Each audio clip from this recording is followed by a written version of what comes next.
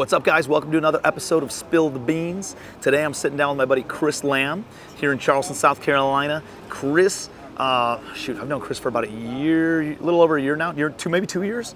And he is a real estate investor, but has fallen into this access to credit and knows all things credit worthiness, how to gain access to large credit lines for both your credit card and like unsecured lines of credit that you can use for business, operating capital, and all sorts of things. So I'm personally very interested in this because I've never really utilized like bank lines of credit to do business. I've always used either private money or institutional debt on my properties. So I'm fired up. You guys are going to learn a ton about how to gain access to very low rate credit that you can use for your business, for flipping properties, transactional funding, operating capital, anything that you can that you need in order to help grease the wheels for growth and progress in your business. So check it out.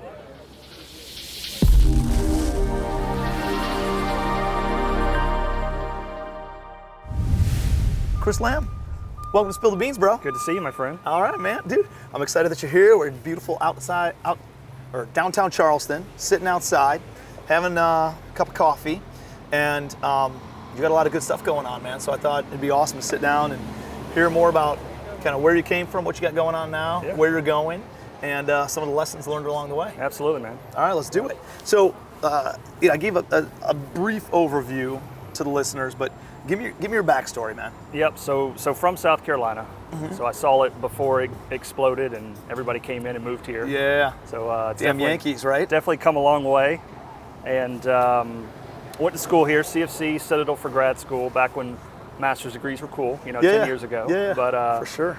Got hired on with SPAY Department of Defense. Mm-hmm. So I went W-2 with the government, and then that allowed me to start traveling and going overseas, which really opened up major opportunities financially, career-wise, working with NATO and the coalition, training the Afghan military in Afghanistan. So kind of an odd way to get around the world, but pretty phenomenal experience. And that allowed me to really, pay off debt, fix my credit, hire coaches, which ultimately got me into real estate. So it was kind of that sacrifice window that we all have. I was there for 4 years off and on, 2012 to 13. 2014 to 16, and then I went back a third time, 2017 to 2019. On deployments? On deployments. Really? Yeah. So did you have a military background? No military background. So you didn't go. You didn't go when you joined working for the government. Yeah.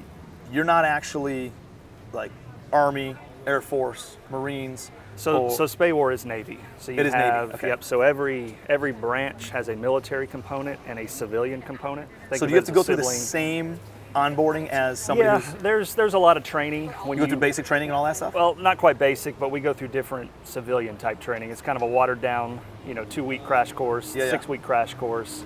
But to handle a gun if shit hits a fan kind pretty of thing? Much, yeah. And if civilians are shooting weapons, you're in the wrong place, at that point. But it's a voluntary position, so I raised my hand. I wasn't married, I didn't have a family, so why not go? Yeah. So obviously I wasn't over there partying. I wasn't spending money going out, wasting money, and I had the bandwidth in my life to go, do something like that. Yeah. And so they trained me up, and I went over several times. I mean, had the most amazing experiences you could ever imagine. Really? In, the craziest countries and type situations. So, would you ever go back to any of those countries as a civilian? I was going to head back last year, but the baby came, and I kind of nixed to that.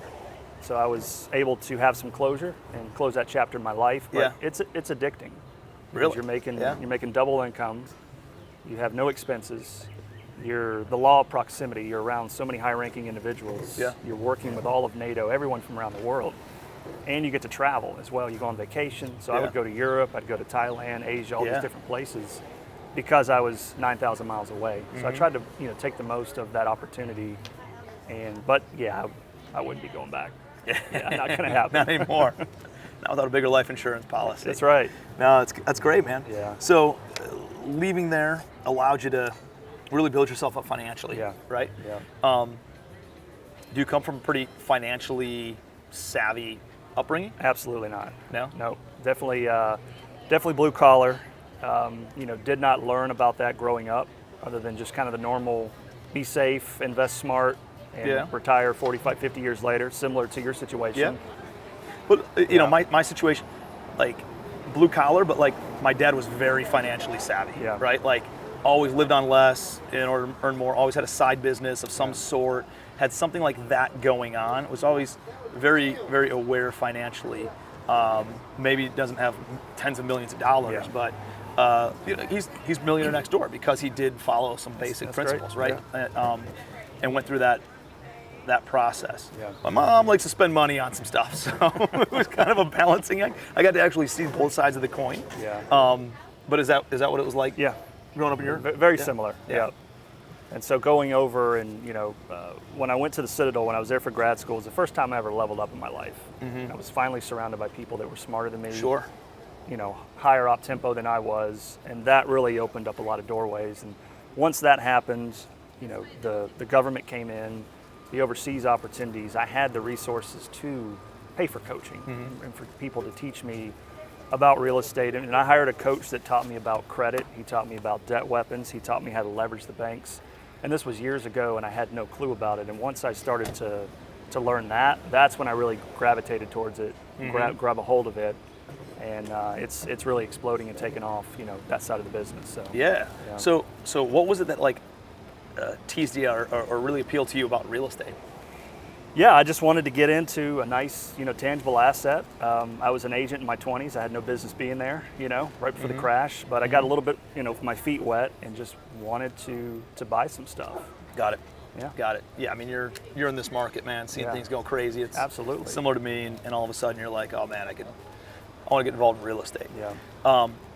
So things have kind of morphed. Obviously, you went, worked for Spay War for a while, came back. Still with him. Still with him. Don't tell Tim that though. To get this guy to quit his job. Listen, if there's a lot of fulfillment there, then obviously do it, right? But you know, there's people who are like, hey, I don't like my job, I don't know why I do it, and I'm like, fucking quit. There's no reason to keep on doing it if you don't like your job. Well, I got this, I got that, I got health insurance. Like, oh my God, you know? Like, there's literally any way to make money, and even if you go to another job right now, there's plenty of opportunities out there to make money doing something that you probably like more than what you hate doing right now, you know? So just, you know, I want to bang my head against the wall when I see people doing shit that they don't like to do and it's unfulfilling to them. But tell me how you got into like the credit side of things. And I wanted to spend a lot of time on this because I know that you're helping businesses gain access to business credit lines, right? And that's something that I've never even messed around with. I have obviously hundreds of millions of dollars of you know, debt on my real estate, business debt on my real estate, but I've always used private money for down payments. I've always used private money for flipping houses. I've always used private money for even operating capital, right? Just because it's easy for me to go and get, or it can move faster, I guess. It's less paperwork. It's more, at least in my head, I've only tried to go and talk to the banks a couple of times, and it was when I didn't have any money, so they really didn't want to lend me any money. Right. And now that I can go get money, I just have such a, I don't know, soured experience, just a jaded experience with dealing with them in the past, where I would rather go pay somebody 12 to 15 to even 18% for short-term capital of like a line of credit, just to bridge the gap between now and getting this property refinanced in 3 to 6 months, right? And then give them their money back. And that way it's just easy, dude. You know, they can wire it directly to my account, and I make payments, and then I give them their money back. So tell me about how you got into the credit world and how it's working today versus in the past, and where do you see it going? Yeah, absolutely. So, you know, 70% of people can't walk into a bank today and get a loan. You know, that's just the fact. Is that the number, huh? Yeah, 70% of people. And so, that makes sense. Yeah, I mean, to go in and get a traditional mortgage, it's difficult. You know, when we all have those sour experiences because we didn't understand it, and you know, when I found out that the banks were leveraging our dollars, you know, potentially 9, 10x, when I heard that years ago, I said, if they can do it to us, why can't I do it to them? And so then I started to really, you know, I hired a coach. He taught me how to interview banks, how to ask them specific questions. You know, what credit report are you pulling? You know, what are your interest rates? What requirements are you looking for? What's your DTI requirements? So once you start speaking their language and understanding how their underwriting works, then you know which ones to target. And so then I started to research, okay, what does Wells Fargo offer? What are PNC? What does Regions offer?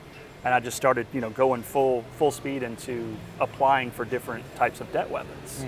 So a debt weapon is any banking product that you can leverage into your business that you're going to make money with. So it could be a 0% interest credit card, it could be a business line of credit, a HELOC, it could be any one of those products that you're going to take and use to grow your business. And so it's a fascinating area, and honestly there's a gap in our industry with that month 2 to month 5, because everybody can get the hard money, they can get the private money, they can sell or they can refinance, but how do they stay afloat in their business? And I have people reach out to me all the time like, hey, I've got 10 flips going on, I can't afford the monthly payments, what do I do? And so that usually creates one of two things.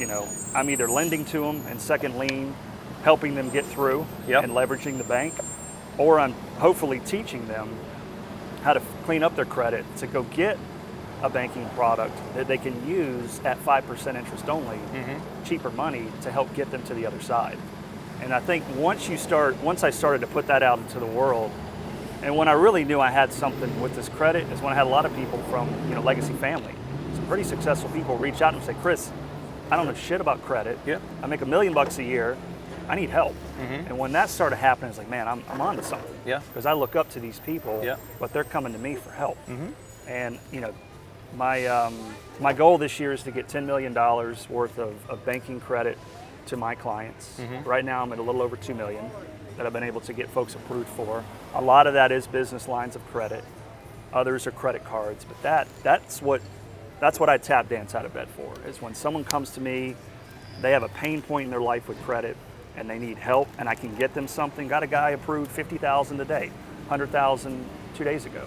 Now, all right, so I'm limitedly familiar, not with your program, but I've seen other programs in the past. Right. And these other programs, it's like, hey, come to me, let me teach you how to get access to business credit, and I'm gonna get you, I don't know, it's like 30 credit cards with $6,000 each on them. Right. Dude, who wants to manage that? Who wants to deal with? I don't want to deal with that. That's not necessarily what you do, though, right? Well, I mean, it depends on what your strategy is. So if you come to me and you're like, Chris, I want to get as much business credit as I can handle, then we can go that route. That's the way you get started with it? That's one of the ways. But so what I do is I send out a questionnaire that gives me the full context of your credit situation. What your score is, what are your banking relationships, what cards do you have, what lines of credit do you, when's the last time you applied for credit? All right, so I take that and then I craft a plan around what your goals are with credit. Can we break down some of those? Sure. Obviously credit score is pretty easy, right? Like, what credit lines do you have out there right now? Are they all current? Right? Have you ever missed a payment? What's your credit score? And so let's take me for example, dude. Let's go through my scenario.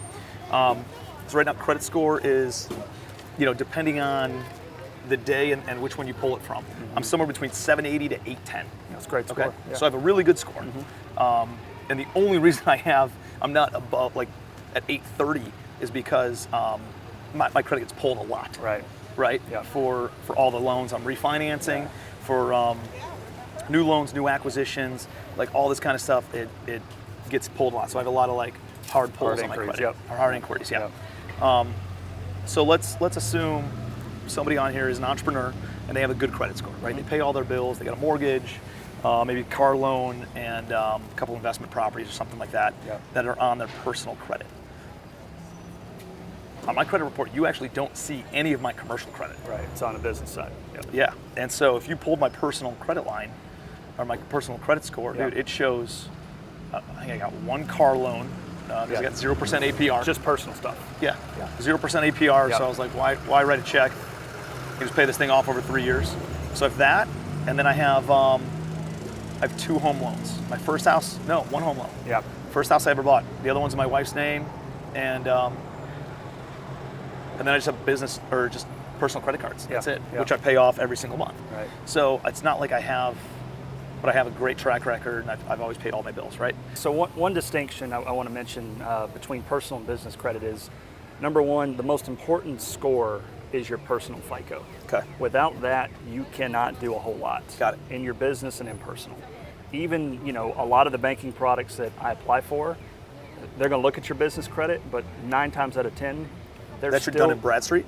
Dun & Bradstreet, Equifax, Experian, and SBSS, which is your SBA. Bro, I don't think I've business ever score. had that pulled, or I don't know if I've ever even looked at And it. they don't. Well, we can talk about it, but nav.com is the Credit Karma of business. Okay. And so you can set up a free account. Yeah. So you have Credit Karma and Nav, NAV? personal business. Yeah, nav.com. Definitely recommend it for everyone. You guys want to look up your business credit. Yeah. I But Credit there's- Karma, and I jump on there, I don't know, Yeah, every 2 months or something. And most So- people don't even look at business. But Yeah. the point of that is, when you say you have a lot of stuff on the commercial side, doesn't impact personal, that's the number one thing, business and personal. They are completely separate, but they're still going to hard pull your credit. Yeah. That's probably what's happening with you. I get a lot of real estate investors that come my way, have a ton of inquiries, but it's all on the business side. Interesting. And so that's probably number one. Number two, you asked about banking relationships. I like to garden with different banking institutions. So I'll go with the Chases, Bank of Americas, Wells Fargo. Mid-tiers, your PNC, Regions, and then your bottom tier, you're going to be your local, so South State, Yep. Bank of South Carolina. I like to open up accounts with each of them, if that's within your strategy. Now, a lot of people don't want to manage 12 different accounts, and I get that. But if you want to go out there and try to acquire as much credit as you can't do that through just one or two banks. Got it. You need to have several banking relationships. And why is that? Because they're competing against each other? Well, it just Or because you're going to one of max them out. gets You're going to max out on the line of credit you're trying to get. Okay. So if you can only get 100,000 here, and they're not going to give you any more, well, you're done. Yeah. So right now I've got. So from 2018 to present, I went from 2 small credit cards to right now I have over $700,000 in available debt weapons Got at it. my disposal. It's personal, it's business, that's lines of credit that I keep at a zero balance, or it's tied to an asset. So there's an exit strategy. Love it. But now I have access to $700K that if I really wanted to go to Vegas and go hard down the paint and invest in something, I could. I have that availability. Now that's not for everybody, and I can kind of guide folks on what I would recommend for them. But that's just to show you what you can do with credit, and now you have that at your disposal. Imagine early in your career if you had access to all those lines, what you'd be able to do, Yeah. which you may not have passed up on. Yeah, I mean, yeah. It was, I had access, but it was high interest money. It was 18% money. Yeah. And that was my line of credit for a few $100,000, Yeah. right? And I went and flipped houses with that. Yeah. Now, fortunately, I did a high volume of it, and we turned them really quick. Yeah. But dude, it's expensive money. You know, like the best seat in my entire organization is being one of my private money lenders for the past 5 years, because they have won big time on their returns and on their equity in deals, right? Just because I don't know if I'm too lazy or I'm too jaded to go and build these business lines of credit. All right, so I have accounts with a mid-tier bank and one of the local community banks up in Cleveland. Yeah. I have,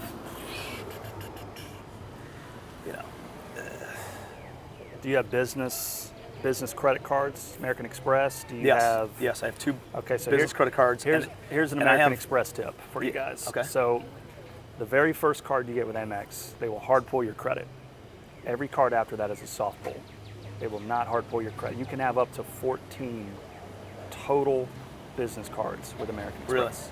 Really? Now does that, my credit's the one linked to it, but then I have 5 cards for members of my team. Yeah. Does that count as those 14? No, that would count under that one. Under So that one you card. have So I only have employee 2 cards? cards. I have 2 cards plus a personal. Yep. Dude, and those, what's funny is I opened up one of them 18 months ago, and we rack up probably $150,000 to $200,000 a month on that one, and then pay it down, and then rerun it, and then So pay it down. you must have a platinum, gold, or plum cards. You Yeah. got a charge card, right? That's the beauty of charge cards. You Yeah. can check the spending power, and guys like you can spend $100,000 a month. Yeah. And they're just going to keep increasing that limit. Yeah, I mean, early on, they're like we wanted to pay for a speaker or whatever, or put a hotel or something. It was like 75 G's. They're like, no, you have to pay down 15 grand because right now your spending limit's 60,000. So I had to go into negative. I mean, negative is a good thing, right? I had to credit it another 15,000 in order to then run it for $75,000. But dude, now it's hundreds of thousands of dollars that we've just been able, and it just keeps on. Yeah, they're very increasing. relationship driven. Yeah. So you treat them well. I've got 9 cards with Amex, multiple businesses, personal. It's about as much as I need. Yeah. But to give you an idea, I took as a creative example, right? So that 0% APR business card. You're like, okay, cool, it's 0% interest, I get it, I save money. I had a way that I liquidated that. So I took 20 grand off of that card, off the limit, turned it into cash, bought a seller financing deal in North Charleston. Guy wanted $20,000 down. Partnered with a GC, so he carried the renovation. My all out of pocket was maybe $300 or $400. That was the fees to liquidate. And we didn't make a killing, but I got about a 3,000% return on my investment from just that one strategy. So you had a seller financing. Yep. You had a creative liquidation strategy, which a lot of people don't even know about. Yep. You had a joint venture with a GC, and you made a hell of a return. Well, you made a hell of a ROI, and the whole exercise was more exciting than the actual end result. Just For to sure. say I actually did that. Yep. Dude, I love creative finance, like more pretty than cool. anything. Yeah. You know, you're going to link up with Pace Morby. Do you know who Pace Yeah, Morby is? yeah. So he's a member of Legacy Family. Okay. He just hasn't been able to come out because he's filming another season of his TV show on A&E. Yeah. But he'll be out at the event in June. Okay. And I'm going to have him sit on a panel with you, talking about creative finance. You'll talk about credit. I got a couple other people, maybe Kelly Garrett, talking about just being bankable, right? Yeah. I just want to talk about being bankable, and that's being bankable to individuals, to institutions, Right. to credit lines, Yep. to creative finance, and just any way to gain access to capital across the board. It's going to be, I'm pumped for it. It's going to be a badass Exciting, panel. yeah. So he's like one of the kings of creative finance. Yeah. He just, I don't know. I just did a subject to deal downtown He just a couple weeks ago. So He yeah. just did a sub 2 on a car. Like he's doing it on everything he can. Let's see, if you have lines of credit, you can go flip cards. Exactly. I've done that. Dude. It doesn't matter what the widget is. Right. It if doesn't. you have access to the line, Dude, the money's the key, and right? you got will. access to money. It really is. I know people who aren't that smart but have access to big banking relationships, Yeah. and they own hundreds of millions of dollars of real estate. Yeah. Just because they had access to, easy access to money. Mm-hmm. So if you can gain access to that, it opens up a world of opportunity on how to make more money, how to arbitrage other people's money. Let's talk about arbitrage for a second. That's a great segue. Yeah. Because that is a powerful, powerful strategy. Yeah. I mean, you're taking 5% from a bank and you're loaning it out at 12, 15, 20%, depending on the lien and. Now, typically though, there's I want to get back to the technical element and make sure that that's not a sticking point. Is typically you got to like pay down. Like sometimes on my Amex, they're okay with making a minimum payment. Other times they want me to pay down like 95% of the balance. Sure. Is there a way to understand what that is? Yeah, I mean, Is typically. there a predictable, some sort of index of when they want that done? Yeah, I don't know if they're asking for 90%. I mean, that's a lot. Yeah. For you, usually it's 10% of the loan balance. Yeah. So if you got $10,000 out, it's $1,000 monthly. That's always been kind of the rule of thumb on my side. It's always been like it's really weird because one month it'll be, minimum payment's $8,000. Now we Yeah. still pay down almost all of it. Right. Typically we try to pay down all of it every month. Sometimes maybe we'll leave a little bit on there just for cash flow management or whatever. Mm-hmm. But then other times Yeah. we'll rack it up and they'll be like, all right, now you got to pay down Right. a larger sum or Yeah. whatever it is.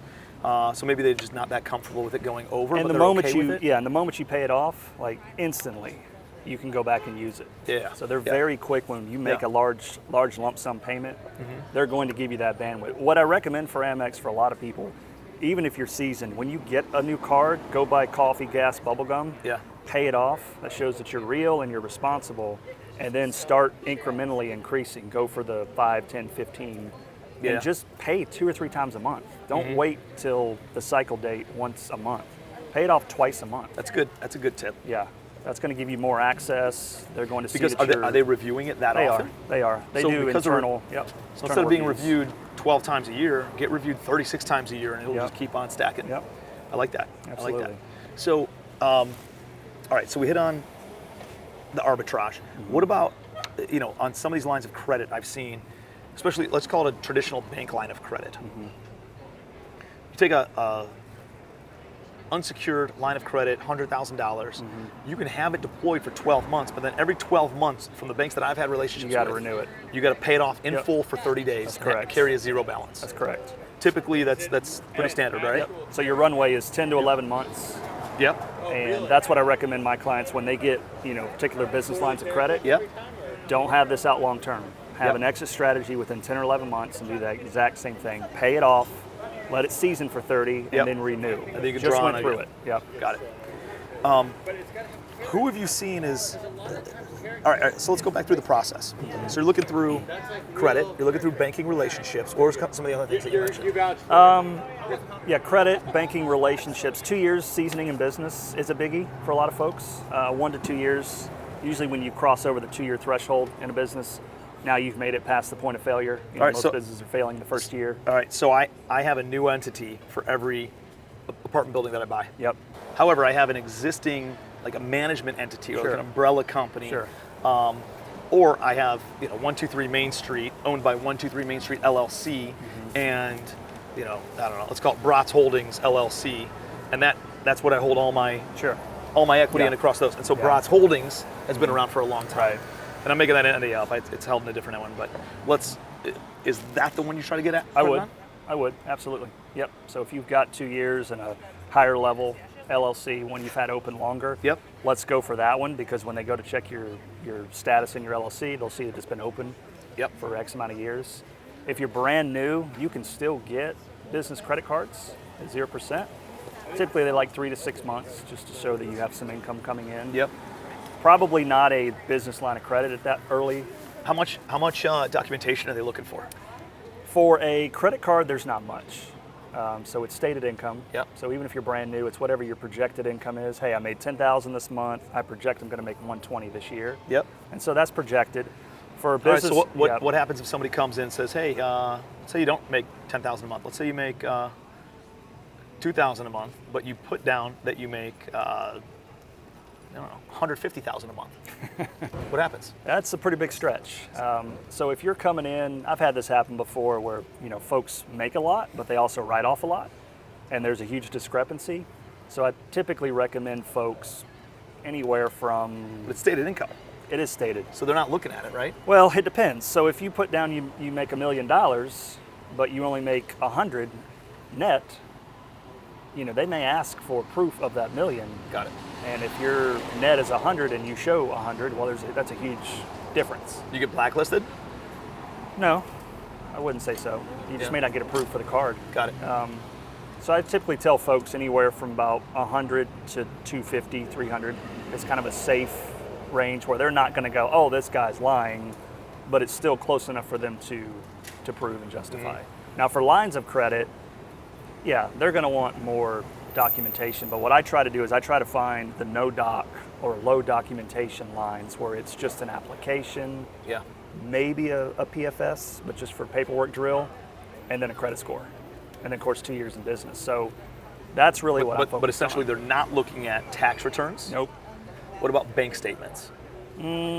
Sometimes. Okay. The one I've been having the most success with recently does not require bank statements. Okay. Yeah. What else are they looking at? Really credit score, business income stated, Yep. LLC docs, 1 to 2 years in business. I mean, I'm making it sound simple, but it really is Yeah. simple. That's the one I've gotten $2 million for. Yeah. So it's been working. And what does that look like on a per individual basis? Yeah, that's a good question. $20,000 a person, $50,000, $150,000? Yep. So the average approval is anywhere from 50 to 100, and I've gotten folks approved with 2 LLCs. So I got a guy in Wisconsin approved for $300,000 last month. He had a wholesaling and a flip business, $150,000, $150,000, $300 total, and that's at 5% interest only. He's actually invested in apartments now. He's putting the money into that, maybe equity or the down payment. He's doing something. But putting that kind of money in someone's hands, who's I know is going to be responsible with it, I mean, that's But that's a business line of credit that needs to be business. paid down once a year, correct. right? 5%. Are those payments made on a monthly Yep, basis? 5% typically? interest only a month. So on 50,000, you're looking at a $208 payment a month. Pretty sure we can all beat $208. Yep. You and I can go sell coffee. Yeah, for sure. So that's how cheap it is. I mean, it's free money in our world. So for sure. Yeah. Compared to any other product out there. So as long as you can be smart, and that's part of the education process when I'm consulting people. I'm like, I'm not Dave Ramsey, and I'm not saying, oh, just go get. I want to make sure they're smart we have an asset, we have a timeline, we have a Yeah. strategy. Because the last thing I want to that's a see you great do point. is go and get the money and throw it in Bitcoin or do No. something stupid that's volatile. Yep. And then you just wrecked everything we just built. Yep. And dude, that was a big learning curve that I went through, man. Early on, is dude, Yeah. I had access to credit. I knew enough, but I started paying for vacations. I started paying for stupid liabilities on my credit card instead of backing it by assets. So like, I'm okay with credit, utilizing credit as long as it's backed and attached to an asset Yeah. that has cash flow and equity in it. If it has those things, I'm okay using credit. Yeah. If it does not have those things, dude, I'm not utilizing it. What about somebody, like, we're real estate guys. A lot of people we know have boatloads of depreciation from their rental properties, you know? I have millions of dollars of depreciation. So my tax returns show as if I lost money. Right. Yeah. Now, you could add back in depreciation and Yeah. show that I made money, Yeah. but if they just look at the tax returns, are they looking at the tax returns? Do they add back in depreciation? How does that affect it? Yeah, it's a good question. So I know, the banking overlays within each bank has their own set of rules and how they underwrite. So some may add back depreciation, others may only give you 75% of Got what it. your monthly rent is. On the lines of credit, if we're not giving tax returns, that question doesn't even come up. Right. Because again, it goes back to stated. On credit cards, and I know it's low-hanging fruit, but on credit cards, they're not asking for that No. type of information. If you're going for SBA loans, if you're getting a big commercial loan, if you're doing this big boy stuff, yeah, they're going to ask for that. And odds are, you could speak to this, they probably add that depreciation back in, but I haven't encountered, that so much Yeah. on my side of the business. Yeah. Yeah. No, that's fascinating. Yeah. What about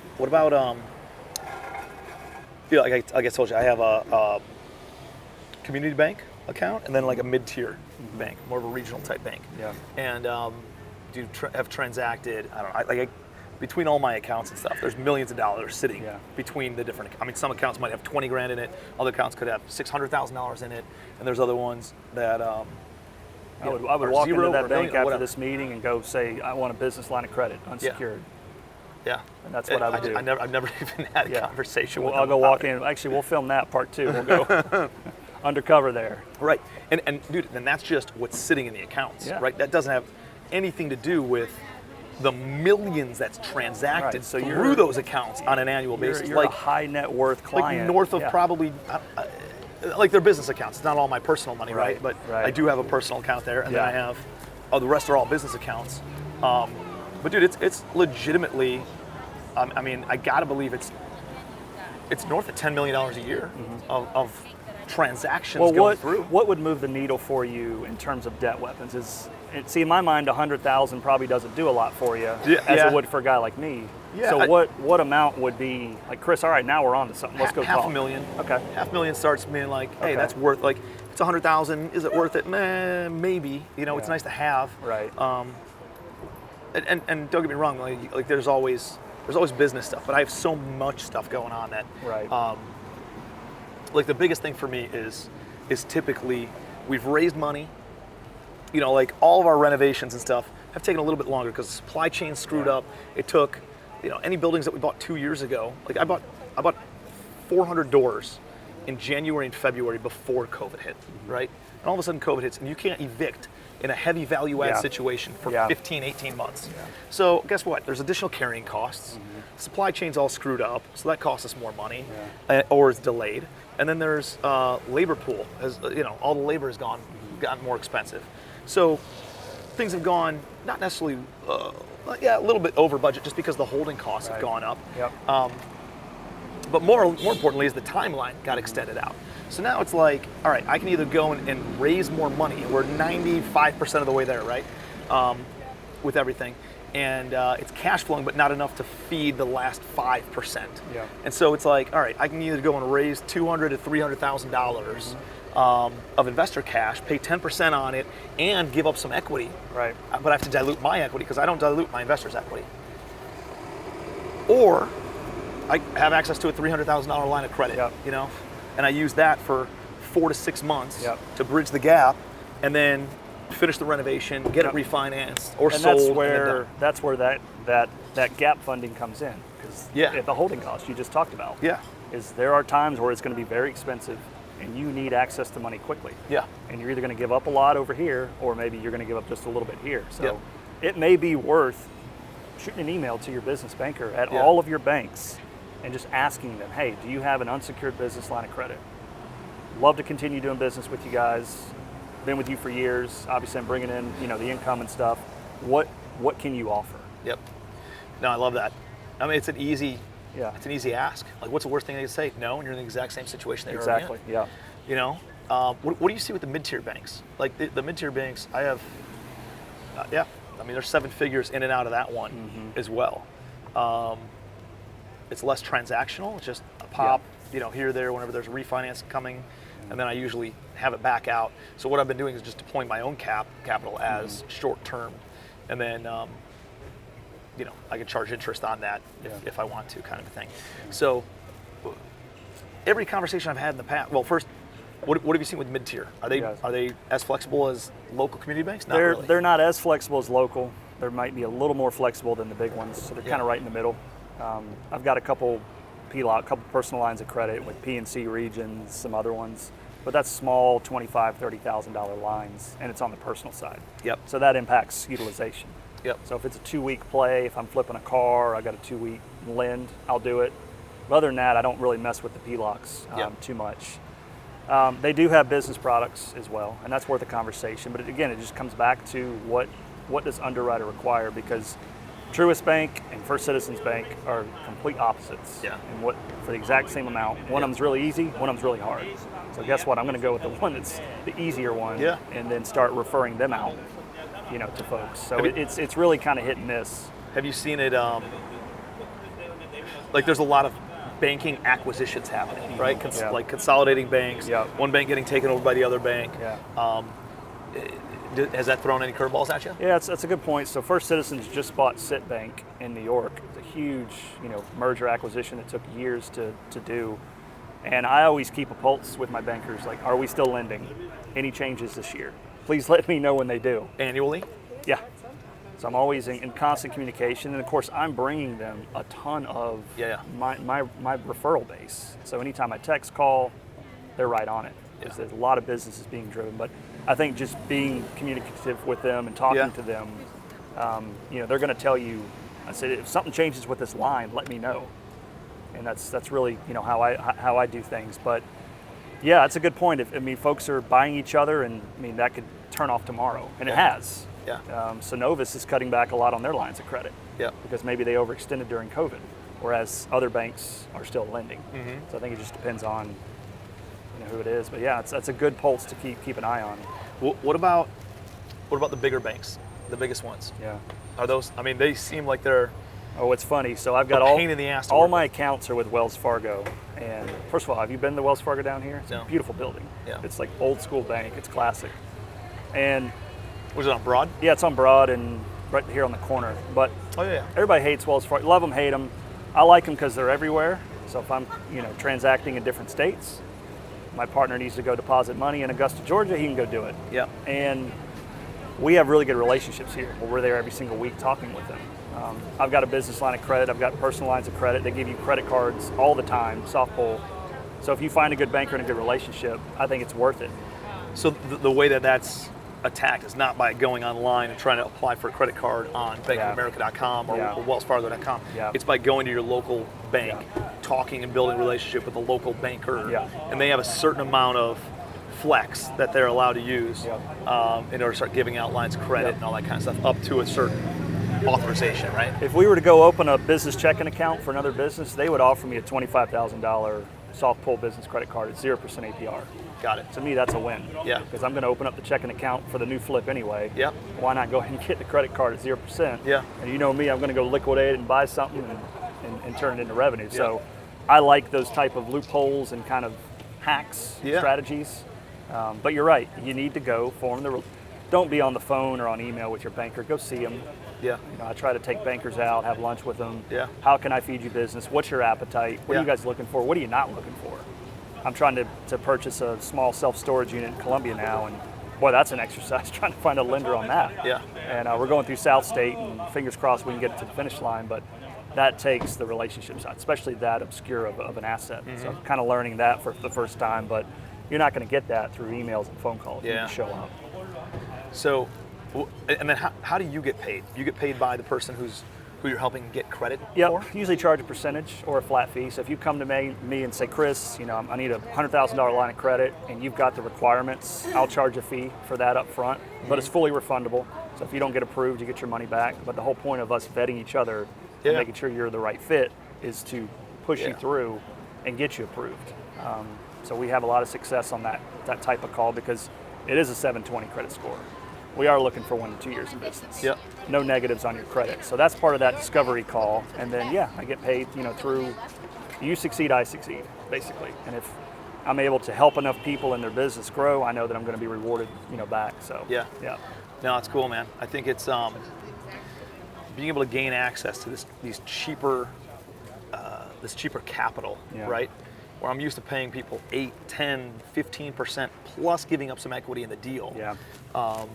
Dude, it ends up being a 15 to 25, sometimes north of 30% return for the investors, and that's cool. I like paying people, especially when I can pick up the phone and say, hey, can you wire me $200,000, and they do it on my reputation. Like that's a real benefit to have. But I pay for that too, right? Like they're definitely getting their money's worth as well. And then having access to just writing a check or doing it that way, man, it's a game changer. Yeah, you can make $100,000 leveraging credit in any year. If you start getting access to these lines and using them the right way, how I share and teach people to, you're gonna make $100,000 that year. That's my goal with each person. Yeah. You're gonna make 20 to 30% on that line of credit. 100%. Yeah. You're gonna hit that. And that compounds over time. That's when it becomes powerful. I love it, man. Especially if you're passive and you're doing some stuff.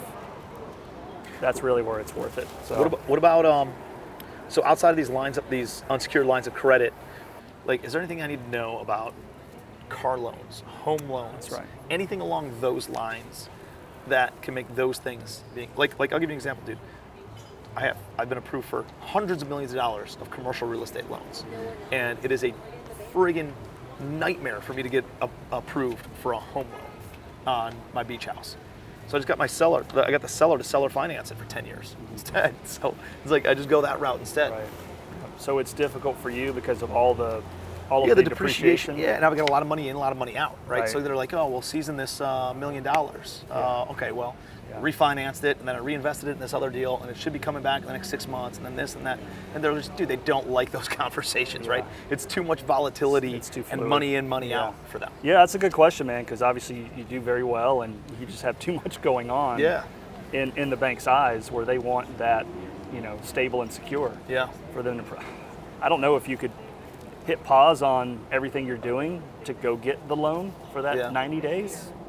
I'm not sure. Yeah, it's That's tricky. It is. You're go, right? You got to go.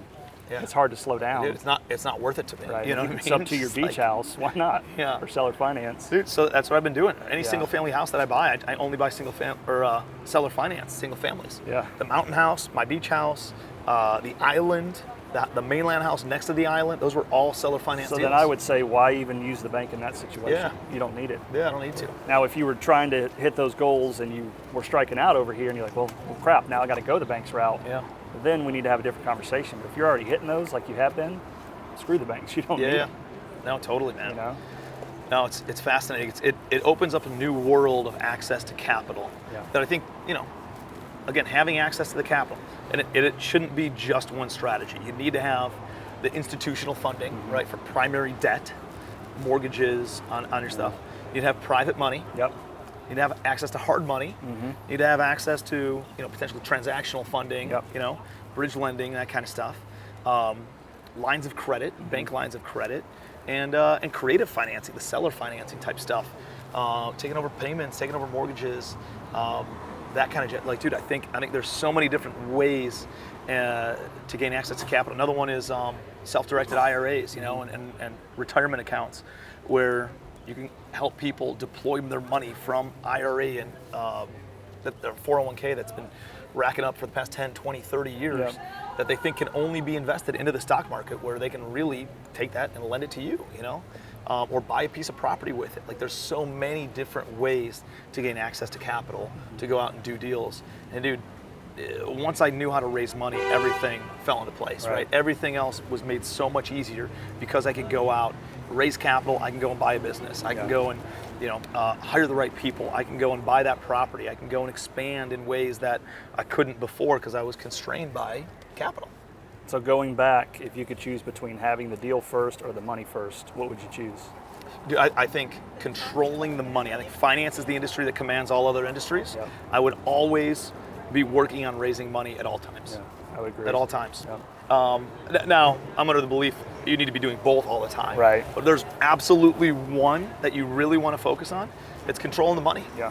You control that, everything else is easy. It's easy to then go find a deal. It's easy to then look at new opportunities, passively invest. There's always there's always ways or places to deploy the money. There's so much money out there right now. It's crazy. So have you seen it get loose? Meaning 2007, 2008, people who shouldn't be accessing credit having access to credit now. That's a good question. I don't think so. Because you still have to be vetted. Yeah. And they're not going to hand out, stuff with subpar credit. Yeah. Like they were in that time. It was a different, anybody. Yeah. Like they were giving unsecured lines of credit to people who were zero stated down income. rental properties. Yeah. Yeah. Sometimes not even running a credit score. Or if they didn't really matter. They just had to put something down, right? Just They have a still got pulse. credit. Yeah. Yeah. So where do you see the money market going over the course of the next 24 to 36 months? Let's say 24 to 60 months, right? Continued easy access to capital, or tightening up a little bit, or so much money on the sidelines that doesn't really matter, or interest rates going up. What are you seeing and projecting, and I guess preparing yourself for as this stuff changes? Yeah, that's a good question. So during 2018 or 20, when COVID hit, I got scared and I pulled all my lines of credit out. I thought they were going to freeze. I think they're going to take them away from me. So I said, I'll take the credit hit. I'll make the monthly payments, but I want my $100,000+ so that I don't lose that. And they never froze anything. And so we made it through that period. But I'm afraid in the next year or two things could be a lot different. So I'm just trying to maximize this year and what we have now, because the getting is good. Mm-hmm. It's going to end at some point, and we'll pivot to another solution. But I try to be mindful of that. And I think that's a valid point, because at any moment these lines could turn off. And I guess, does it turn off to new credit lines, or does it turn off? Can they call the line due? Yeah, they could. And say, hey, I want my money back in 30 days. So Wells Fargo, for example, maybe 6 months ago, suspended all personal lines of credit. We have one with them. And there was so much, basically it was going to turn into a loan, and they were going to stop lending, and you had to pay it back over a certain amount of period of time. And then they amortize it, kind of thing? Yeah. Yep. And there was so much resistance to that, they reversed the decision. Really? And kept it open. Wow. Yeah, it was a big deal within Wells Fargo. Everybody's pissed off. Like, why the heck are you suspending this? They weren't making a ton of money, because if you don't draw on it, they don't make money, as opposed to a loan where you've got the monthly payments. Yeah. And they actually reversed the decision. So at any point, any bank can shut it off, whether it's brand new or existing, because that happened to us during that brief period of time. Yep. Mm-hmm. So even if you go out and get the credit lines right now, there's real potential where they could potentially take that off, right? Absolutely. Yeah. So strike while you can, make money while you can. Yeah. And understand it's not going to be forever. Yeah. It's not a forever line of credit. Yeah. So. No, it's fascinating, man. So if you're early on, talking to somebody early on, what is like the key thing that they can go and do, an actionable step right now to go and look at the opportunities that are available for accessing lines of credit? Yeah, so number one, I would start the LLC. A lot of people get into business without starting it, and you don't need it to start, but you need it for credit seasoning. So I would definitely get your LLC. Just the LLC registered and incorporated, or do you also need the EIN? And the EIN. So the EIN. With a bank account opened? Yes. All of it? Yep. Go through the process. Why not have, you're gonna open it, you're gonna do the EIN, do the business checking account, because now you have a relationship. We go back to that gardening and that seasoning with the bank. Yep. Now you have an account with them. Yep. So maybe they're going to give you a line of credit or a credit card. So you don't need that to get into real estate, but you need that to start building the business side. So that's what I harp on. And then, there's 5 factors that determine your personal credit score. There's the 2 most important are payment history and utilization. If you were to come, you said earlier you're upper 700s, low 8s. That tells me that you have no negatives. That tells me that you have very little utilization, just without even seeing your report. So 90% of people that come to me, especially in real estate, Chris, I got a 680, 720, I know instantly it's utilization or it's payment history. So make sure you make your payments monthly on time. Sounds very silly, but it can crush your score if you miss one. I've been there, I missed one. Yeah, totally. Number 2 is utilization. That's 30% of your overall score. So we try to get as much credit as we can safely so that it minimizes your utilization if you were to have that line out. Got it. The other 3 is new credit, credit mix, and length of credit. So new credit are just hard increase. How many times are you applying for credit? You want to space those out or have a strategy for it. Second thing is length of credit. So here's a tip. Don't ever close your credit cards. If they're in good standing, keep them open. The longer the better. Downgrade it. Yeah. Downgrade the Amex Platinum to the Amex Gold. And if that's too expensive, go to the green card. Yeah. But find a way to keep it open. I would not close any of your accounts because it's 15% of your score is length of credit history. So I made the mistake going to school here. I had a little $500 Capital One card and they pissed me off and I paid it off and closed it. Had I kept that open, I would have had an 18-year trade line reporting and I closed it. And so that matters. And then the final category is credit mix. And so that's installment debt and revolving debt. So installment's going to be your house, your boat, your car, your student loan. Basically, Tim can pay a fixed monthly payment, and then your revolving debt. Tim can handle that fluctuating monthly payment. Got it. So that's what makes up your credit, and that's why it's so damn confusing. Yeah. You don't learn it at the kitchen table. No. You don't learn it in school. You don't learn it at college. Your first boss doesn't teach it. It's and incredible. Then you go into your 20s and you're just clueless. And that's the time when you're going to wreck it. So sad that it's not taught, man. You know?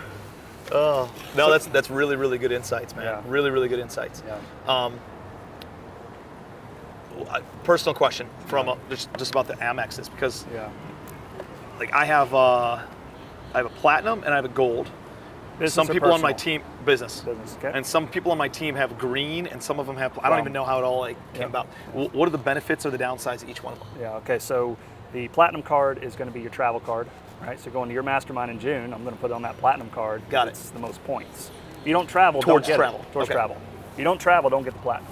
Usually they offer, large sign-up bonuses, for travel. So it's a great card to get if you're looking to get a free trip. Yep. I mean, you could do some damage. We had 1 million points at one point. My wife and I all pulled together, so that's another conversation. Yeah. But platinum card's for travel. Gold card is for stuff like this. Going out to dinner, grocery shopping, coffees. You get 4x back at all those locations. So it's great for groceries and just restaurants. Go to halls or something, that's a pretty good spend. Green card's gonna be kind of your 2x back. It's kind of your low end card, really doesn't do a whole lot. But there's no fee in the green card. There is. Yeah. Oh, there is? Yeah, all the charge cards have fees. Got it. Yeah, so it's anywhere from 600 platinum, 300 gold, 200 green. Yeah. And then the plum card's a hidden gem. So that's a business plum card. That gives you 2 months interest free in your business. 2 months interest free. That's a charge card, remember, so you can get that huge spending limit. And it's great for e-commerce people who have inventory before that store gets shut down. Right, in and out. Before the store gets shut down. They can have at least carry the inventory on that card 60 days interest free. Wow. So you can interchange depending on your lifestyle. I always say design the card around your lifestyle. If you travel a lot, get a Hilton or a Marriott card and get the Amex Platinum. If you don't travel, don't get it. If you like to dine out a lot, get the gold card. Yeah. We've got it. I mean, it's fantastic. Use it every time. I mean, that's what we use for our education business, dude, because we're always out, buying open bars and renting out restaurants and going to events, and it's like legitimately, I mean, hundreds of thousands of dollars a year on it, I mean, that pays for, you get a lot of money back on that. Yeah. Yep. Fascinating. Yeah, so I love it. Amex is great. Hands down, my number one. When a client comes to me and they say I have Amex, I get so excited because I'm about to get them this, and they have no idea what they're about to walk into. Yeah, so it's great. I love it, man. Yeah. No, it's good stuff. Yeah. So I'm going to make sure that people have your contact information. They know how to link to you and how to connect with you. Yeah. So that way they can access this. While the money's easily free-flowing right now, let's get it. Now's the time to get after it. Yeah. So that's good stuff, man. Dude, tons of insight, tons of knowledge. I'm going to put you up on the stage in in Denver at the next Look forward mastermind. to it, man. Yeah, it's going to be awesome, and I know you're going to be kind of creating a kind of a master class on this stuff Yep. for the Legacy Wealth Academy too. Yep, So I'd love to. This conversation will be part of that, and then excited to watch that and dive in even deeper, dude. Yep. So thank you so much for being here. Thanks for having me. Until next time on Spill the Beans. Tons of great value, just a solid guy. So if you guys are interested in learning a little bit more, I don't get anything out of this, just connect with Chris and see what he might be able to help you out with. His rates are very reasonable for the amount of money that he can get you access to. And the dude knows his stuff and just a great all-around human being. So connect with him. I'll put his contact information in the comment section below. And if you got some value out of this, share it with somebody else who you think could get a lot of benefit from learning this information and building up their credit score and gaining access to these lines of credit. So please comment below, give me a like. Subscribe to the channel. We got a bunch more great value coming out and all the Spill the Beans that are coming up too. So until next time, be your best.